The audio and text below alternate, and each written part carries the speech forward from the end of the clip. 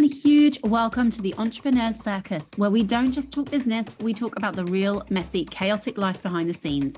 I'm your host, Charlotte Wibberley, ready to dive headfirst into the sea of highs, lows, and everything in between that comes with being a parent running a business while also wrestling with the other curveballs that life throws our way. So grab yourself a cuppa, or better yet, pour yourself a gin. It's time to gear up for raw, unfiltered chats with fellow business owners navigating the high wire of being a CEO, the juggling act of parenting, and the merry mess that accompanies it all. This is entrepreneurship in its glorious chaos. Welcome back to the Entrepreneurs Circus podcast. I am flying solo today, so I am coming in to have a chat with you guys all around something that I'm kind of seeing is happening in the online industry, and nobody seems to be talking about it, and I want to talk about it. And it's my podcast, so I thought I'd share it with you guys. And I'm, of course, talking about this rising, I guess, occurrence of people ghosting service providers. Now, I've been in the online service provider industry since I started my business back in 2013, having had my son.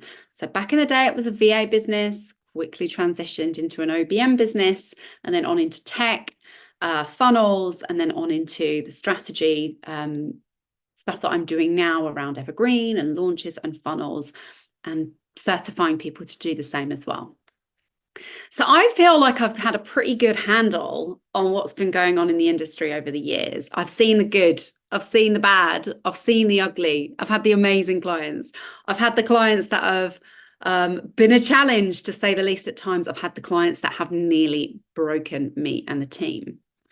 And learning to navigate that has been, I guess, well, for all of us, it's part of our business journey, right? We have to find a way to, celebrate the successes and deal with the challenging times, and, remember our worth and how great that we are. But I'd say the one thing that I struggled with in the beginning, didn't see as often, but seems to have really, really picked up a pace in the last year or two, is this thing about ghosting. Now, to me, ghosting, I was like, this is something that happens in the dating world. I've been married for many, many years now, so I'm out of the picture when it comes to that. But ghosting, to me, I was like, well, does that even happen in business? Can I call it that? But it all started me thinking about this because I was talking with one of the ladies that was inside of my mastermind. She still is inside of my mastermind. And she was getting frustrated because she had spent a really long time having, I think, 2 or 3 conversations with a potential client. She'd drawn up proposals. She'd done research. She pulled audit reports on this lady's particular socials or whatever it was that she was doing for her. So she'd really gone all in as a service provider to find the details and really do an in-depth analysis of what this person needs and be able to present it to them in a way that was really going to demonstrate the value. And then she sent it, and crickets. Nothing. Didn't hear anything. 2 calls with this person. So she followed up a week later. Nothing. Left it, followed up a week later. 3 months on, she still has had no reply from that person. And, you start to go, what's happened here?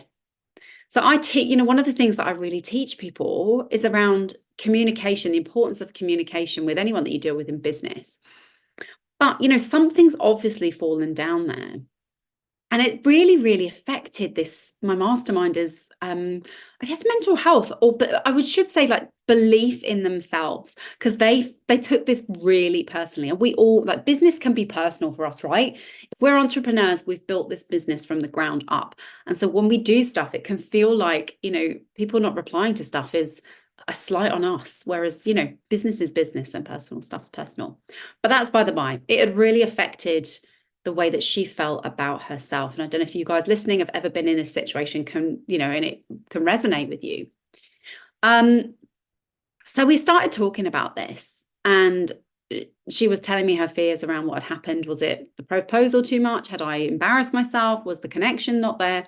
And we got to the point of going, look, apart from the fact that there sometimes are extenuating circumstances that mean people, literally cannot reply to you, there is a real problem with people not being able to say no. And most of the time that comes from a good place, because people will inquire about services, whether it's with a copywriter, social media, with funnels, with launches. They will inquire with a service provider because they genuinely need what you have to offer, and they're interested and they want to find out more. And it might be that they even get to the point where they know at the end of those calls, and having looked at the proposal, that this is entirely for them. They really need this, but they don't have the finances. They cannot invest at this particular point. Or they need what you have to offer, but for some reason, what you're offering, or the fit just isn't there, the chemistry isn't there. And that's actually all really acceptable, really reasonable stuff as well. The issue that comes in is the not being able to say no. Because for some people, that looks like stringing service providers along. For some people, that looks like signing up with service providers anyway and regretting it, which is obviously never a good thing. But for some people that find that they cannot say no to things, what it means is not replying to you. And you can feel like it's a personal thing, a personal slight, but actually, from my experience, the issue lies with them not being able to say no. And when we were having this conversation, it was like a light bulb had gone on. And my mastermind had kind of said, yeah, I get it. It's that they can't say no. They cannot. They're finding it really difficult to go, actually, this just isn't right for me. And we started talking about like how important it is to be able to go back and say no with our businesses in all kinds of guises. But if we've inquired with service providers, how important it is to go back to them and say, do you know what? Really enjoyed our conversation. Thank you so much for pulling this together, but the fit's not right. It's just not right for me right now. Because then it draws a line in the sand. The service provider is happy that there's closure on it, and they don't feel this doubt in their abilities and their communication and, how they've been showing up. So it seems to be something that's happening a lot. I'm chatting with peers and with other people that I coach or mentor, actually with some of my clients as well that we work with on a done for you basis, and they are seeing that this is a rising thing.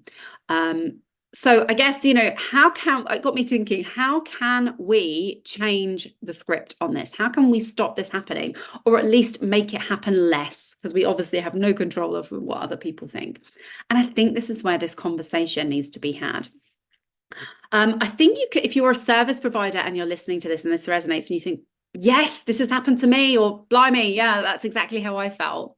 There are some things that you can do to try and mitigate how you're feeling afterwards. Because obviously, I've just said it, we have no control how other people treat us or deal with us in our business. All we can ever control is how we react to it. So firstly and foremostly, if you are a service provider and you are providing discovery calls, proposals, that sort of thing, my first piece of advice is don't overgive. Of course, you have to demonstrate the value. Of course, you have to find out what your clients need from you. But a discovery call, a simple form, and a proposal is enough. Do not be sucked into that 2, 3, 4 discovery calls to get information out of you, and you feel that you've just given so much of your time and you're so invested in it that when you don't hear, or whatever happens from there on, that it becomes a massive blow. Also, set yourself a really solid and robust follow-up strategy. So we have this strategy that goes, we have a discovery call. When that happens, I put the discovery call notes into my Asana, and I set myself a time and a date to follow up with that lead. Usually on the discovery call, I would have said, I'm going to follow up with you next week and we can have a conversation about it. If I do not hear from that person when I follow up with them, I set it for another few days' time and I'll follow up again. I think I have 3 follow-ups, and at the end of those follow-ups, if I still haven't heard from them, then I will go into a message, like I call it my breakup message, that basically goes, look, we had this conversation, sent you the proposal, it obviously wasn't right for you, or I'm guessing that it wasn't right for you. So I'm not going to continue to follow up with you. But if I've got this all wrong and you're just tied up, then obviously just come back to me and we can make it, we'll see about making it work.